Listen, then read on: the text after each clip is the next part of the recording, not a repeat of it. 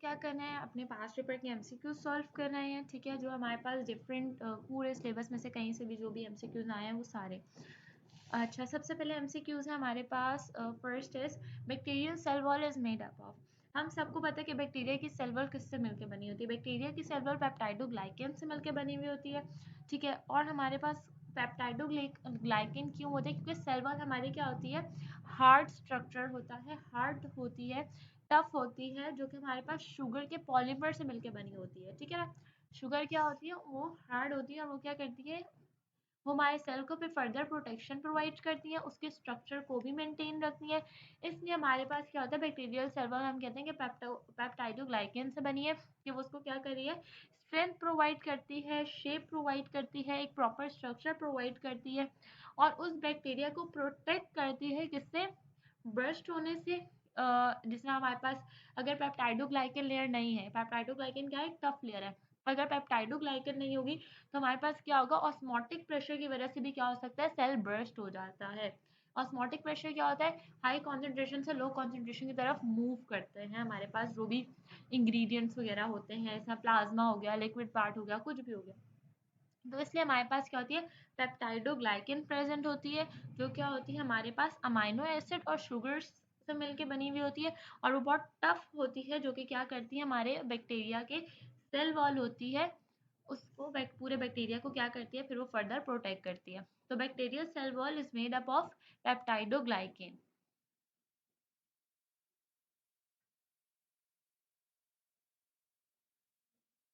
Second is bond between two amino acids. हमारे पास दो अमाइनो एसिड्स के बीच में जो बॉन्ड होते हैं उनको हम क्या बोलते हैं, उन बॉन्ड्स जो होते हैं हमारे दो अमाइनो एसिड के बीच में बनते हैं बॉन्ड, उसको हम कहते हैं पेप्टाइड बॉन्ड। बेसिकली क्या है, ये एक स्पेसिफिक टाइप का एक स्ट्रॉन्ग बॉन्ड है, स्ट्रॉन्ग कोवेलेंट बॉन्ड होता है। पेप्टाइड बॉन्ड क्या होता है, एक स्ट्रॉन्ग और कोवेलेंट बॉन्ड होता है। हमारे पास क्या होता है, दो अमाइनो एसिड के बीच में अमाइड लिंकेज बनती है। वो लिंकेज अब कैसे बनती है, कंडेंसेशन के प्रोसेस के थ्रू लिंकेज बनती है, जिसको हम कंडेंसेशन के प्रोसेस को डिहाइड्रेशन भी कहते हैं, ठीक है। तो हमारे पास क्या होता है, वहां पर जो कार्बोक्सिलिक ग्रुप होता है एक अमाइनो एसिड का, वो किसके साथ लिंक करेगा, फिर अगले अमाइनो एसिड का जो अमाइनो ग्रुप होगा, वो क्या करेगा, वो लोग आपस में बॉन्ड बनाएंगे। और वो जो दो अमाइनो एसिड के बीच में बॉन्ड है, कौन सा, एक जो पहले अमाइनो एसिड के कार्बोक्सिलिक ग्रुप और दूसरा अमाइनो एसिड का अमाइनो ग्रुप, ये दोनों जो आपस में बॉन्ड बनाते हैं, इनके बीच में जो बॉन्ड होता है, उस बॉन्ड का नाम क्या है हमारे पास, पेप्टाइड बॉन्ड है। तो इस तरह बहुत सारे अमाइनो एसिड के अंदर पेप्टाइड बॉन्ड होते हैं। अगर 10 अमाइनो एसिड है तो उसके अंदर कितने पेप्टाइड बॉन्ड होंगे, 9 पेप्टाइड बॉन्ड होंगे। इस तरह से हमारे पास क्या होता है, बहुत सारे पेप्टाइड बॉन्ड्स बनते हैं अमाइनो एसिड्स के बीच में, और वो क्या बनता है, एक हमारे पास पूरी अमाइनो एसिड की चेन बनती है, सही है। तो हमारे पास ऐसे पूरी एक क्या होती है, पॉलीपेप्टाइड चेन होती है, जो कि हमारे पास क्या होती है, प्रोटीन्स हम जिनको बोलते हैं। तो हमारे पास दो अमाइनो एसिड के बीच में क्या होती है, पेप्टाइड बॉन्ड्स प्रेजेंट होता है। इसके बाद नेक्स्ट है हमारे पास autosomal chromosomes in primary spermatocytes. हमारे पास प्राइमरी स्पर्मेटोसाइट में कितने ऑटोसोमल क्रोमोसोम्स प्रेजेंट होते हैं। हमारे पास एक ह्यूमन के जो प्राइमरी स्पर्मेटोसाइट होते हैं, उसके पास टोटल 44 ऑटोसोमल क्रोमोसोम्स होते हैं। अब वो क्यों होते हैं, हमारे पास जो डिप्लॉइड सेल होता है 2n, वो क्या करता है, पूरे ह्यूमन के हमारे को जो भी मतलब बॉडी है, ह्यूमन है, फुल ह्यूमन क्रोमोसोम सेट जो होता है, पूरे ह्यूमन का जो क्रोमोसोम का सेट है ना, 46 हमारे पास टोटल होते हैं, ठीक है। तो वो क्या करते हैं, उनके साथ डिप्लॉइड सेल होते हैं जिनको हम 2n कहते हैं। तो इससे हमारे पास क्या होता है, टोटल 44 ऑटोसोम्स होते हैं, और जो डिप्लॉइड सेल है 2n है, वो अलग से क्या होता है, हमारे पास दो सेक्स क्रोमोसोम्स होते हैं, 44 कौन से होते हैं, ऑटोसोम्स होते हैं। मतलब total 22 pairs of autosomal chromosomes present है। ये भी पूछ सकते हैं कि हमारे पास how many pairs of autosomal chromosomes in primary spermatocyte. तो जब हमारे पास दो दो का पेयर बनेगा तो कितने टोटल पेयर होंगे, 22 पेयर्स होंगे ऑटोसोमल क्रोमोसोम्स के, और 1 पेयर होगा सेक्स क्रोमोसोम का। लेकिन इन्होंने पूछा ऑटोसोमल क्रोमोसोम इन प्राइमरी स्पर्मेटोसाइट, इन्होंने पेयर्स का नहीं पूछा। तो आपने क्या बोला कि 44 ऑटोसोमल क्रोमोसोम्स है, और उसके अलावा जो दो हैं वो कौन से हैं हमारे पास, सेक्स क्रोमोसोम है। इस तरह हमारे पास क्या होता है, हम लोग सेक्स पे डिटरमाइन करते हैं, और बाकी जो 44 ऑटोसोम होते हैं वो क्या होते हैं, हमारे पास मियोसिस का प्रोसेस स्टार्ट होने से पहले बनते हैं, जो हमारी बॉडी में बाकी फर्दर चीज़ों को क्या करते हैं, डिटरमाइन करने के लिए काम करते हैं, बाकी हमारी बॉडी के अपीयरेंस की और बाकी हमारी जेनेटिक जो डिजीजेज होती हैं, जो भी होते हैं, उन सारों की इन्फॉर्मेशन किसके पास होगी, ऑटोसोमल क्रोमोसोम्स के पास होगी। उसके बाद है डबल मेम्ब्रेन स्ट्रक्चर। हमारे पास ऐसा कौन सा है जिसका डबल मेम्ब्रेन स्ट्रक्चर होता है, न्यूक्लियस, लाइसोसोम्स या एंडोप्लाज्म रेटिकुलम। तो यहाँ पर राइट ऑप्शन तो आपके पास लिखा हुआ है न्यूक्लियस, लेकिन न्यूक्लियस हमारे पास क्या होता है, उसके पास डबल मेम्ब्रेन होती है, मतलब उसके पास क्या होता है, एक न्यूक्लियर एनवलप होता है।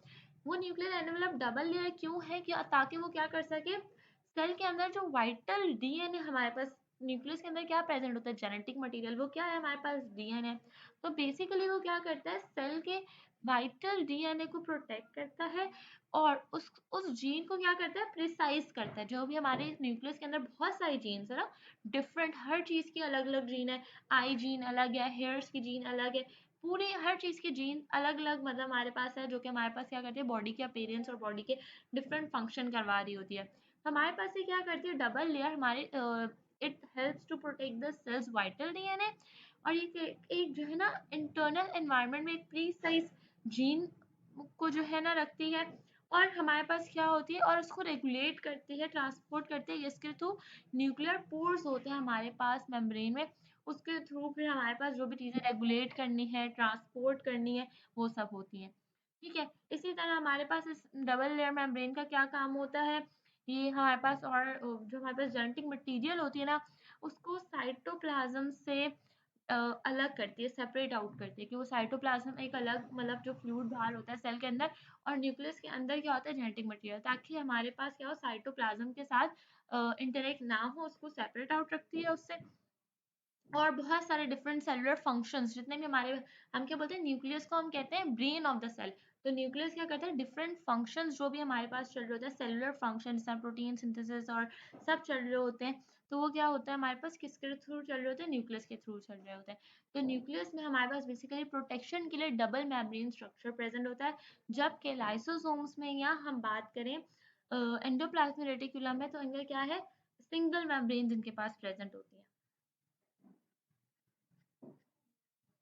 Next is deoxygenated blood first enters. Deoxygenated blood कहाँ से enter होता है? तो इसमें राइट ऑप्शन लिखा है, तो मैं आपसे पूछ नहीं सकती, लेकिन आप मुझे ये बताएं कि हमारे पास राइट एट्रियम में ब्लड आता कहाँ से है? राइट एट्रियम में हमारे पास जो ब्लड आ रहा है, डीऑक्सीजनेटेड ब्लड आ रहा है, वो कौन सी वेन्स के थ्रू आ रहा है? कौन सी ऐसी वेन्स हैं जो डीऑक्सीजनेटेड ब्लड को राइट एट्रियम में लेकर आती हैं? टेल मी द आंसर्स बेटा। आप लोग सब किधर गए हैं? डीऑक्सीजनेटेड का मतलब क्या होता है, जिसके अंदर ऑक्सीजन एब्सेंट होता है। Pulmonary vein? नहीं बेटा, पल्मोनरी वेन में हमारे पास ऑक्सीजनेटेड ब्लड आता है। हमारे पास डीऑक्सीजनेटेड ब्लड जो होता है वो एंटर होता है राइट एट्रियम में through superior and inferior vena cava. Superior vena cava क्या करता है, हमारे जो बॉडी है उसके अपर पोर्शन से डीऑक्सीजनेटेड ब्लड लाता है, जबकि जो इंफीरियर वेना कैवा है वो क्या करते हैं, हमारी जो लोअर बॉडी पार्ट है, जो नीचे वाली साइड है, वहां से डीऑक्सीजनेटेड ब्लड कलेक्ट करता है और उसको लेके जाता है राइट एट्रियम में। फिर राइट एट्रियम से वो जाते हैं राइट वेंट्रिकल में, राइट वेंट्रिकल से वो जाते हैं सिस्टमैटिक सर्कुलेशन में, सॉरी पल्मोनरी सर्कुलेशन में जाता है। पल्मोनरी सर्कुलेशन से ऑक्सीजनेटेड ब्लड आता है, किसके थ्रू आता है oxygenated blood?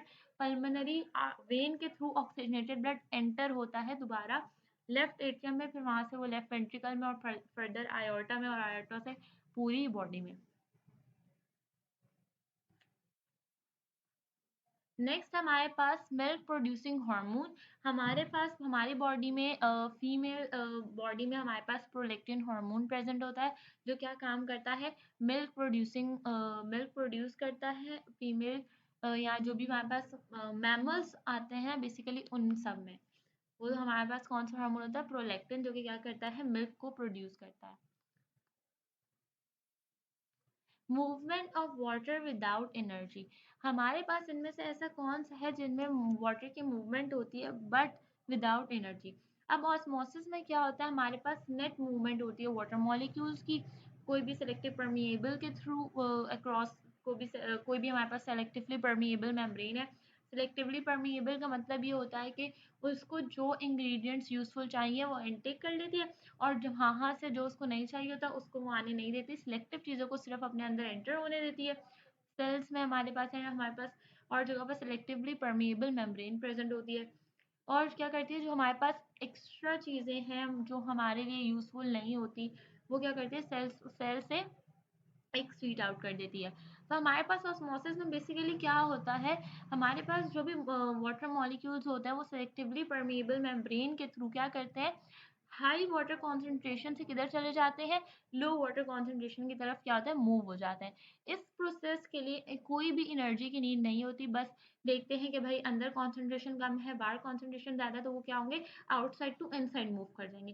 This is a simple thing osmosis which occur without energy, right. अगर हम इसकी जगह बात करें एंडोसाइटोसिस की, तो ये वो एंडोसाइटोसिस क्या है, हमारे पास वो प्रोसेस हम उसे बोलते हैं जहाँ पे सेल क्या करता है, अपने सराउंडिंग इन्वायरमेंट में से कोई भी सब्सटेंस को क्या करता है, इनगल्फ कर रहा है। इनगल्फ का मीन अपने अंदर खा रहा है, उसको ले रहा है, ठीक है। इनगल्फ करेगा किससे, प्लाज्मा मेम्ब्रेन के थ्रू। लेकिन वो किसके थ्रू करेगा, उसको वेसिकल्स की नीड होगी जो कि मूव होंगे साइटोप्लाज्म में, और उसके थ्रू क्या होगा, वो क्या करेगा, फूड को एंटर करेगा अपने अंदर। तो अगर इन सब प्रोसेस के लिए उसे किसकी नीड होती है, एनर्जी की नीड होती है। इसी तरह अगर मैं एक्सोसाइटोसिस की बात करवाऊँ, तो हमारे पास जो सेल सब्सटेंसेस को रिलीज करेगा, जैसे कि प्रोटीन को और कुछ वेस्ट प्रोडक्ट्स होते हैं जो हमें सेल से क्या करने होते हैं, आउटसाइड एनवायरनमेंट में सिक्रीट करने होते हैं। तो वेसिकल फिर क्या करेगा, उस सब्सटेंसेस को फ्यूज करेगा प्लाज्मा मेम्ब्रेन के साथ, फिर उसको एक्सपेल आउट करेगा, एक्सक्रीट आउट करेगा, तो वो एक्सोसाइटोसिस होता है। तो उसके लिए भी क्या हमें चाहिए, एनर्जी की नीड होती है। और अगर हम प्रोटॉन पंप की बात करें, तो हमारे पास जो प्रोटॉन टू है, लाइक दो प्रोटॉन्स होते हैं, वो हमारे पास बेसिकली हाइड्रोजन आयन को क्या करते हैं, जो है अंदर और बाहर लेके आने का काम करता है। प्रोटॉन हमारे जो है सेल के अंदर आ रहे होते हैं, और उसके लिए भी क्या होती है, हमारे पास एनर्जी की नीड होती है, वो एटीपी या कोई भी एनर्जी क्या करते हैं, यूज करते हैं। तो osmosis is the only process which not require any energy for the movement of water. It's only depend upon the concentration of that ingredient, that substance like water. ठीक हो गया। अगर किसी को कुछ समझ नहीं आ रहा तो आप मुझसे रिपीट करवा सकते हैं, पूछ सकते हैं, लेकिन ऐसा ना हो कि आप लोगों को समझ नहीं आ रहा और आप सिर्फ पूछ रहे हैं। जी बेटा, मैं एक सेंड कर दूंगी आपको। ये आपका जो पीडीएफ है ना, आपका जो ग्रुप बना हुआ है उसके अंदर लिंक प्रेजेंट है, वहीं से मैंने आपके ग्रुप से ही लिंक लेके उसी में से ये निकाला है, ठीक है ना। अच्छा, उसके बाद हमारे पास नेक्स्ट क्या है, main structural feature of electric synapse. हमारे पास इलेक्ट्रिक साइनेप्स का मेन फीचर क्या होता है।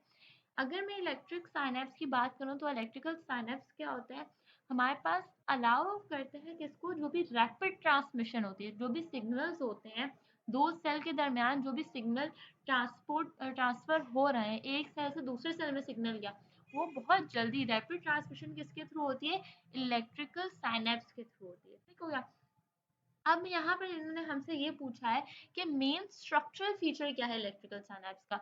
हम जो इलेक्ट्रिकल साइनेप्स सिग्नल ट्रांसफर कर रहे हैं उनका मेन फीचर, हम अजान के बाद कंटिन्यू करते हैं, ठीक है।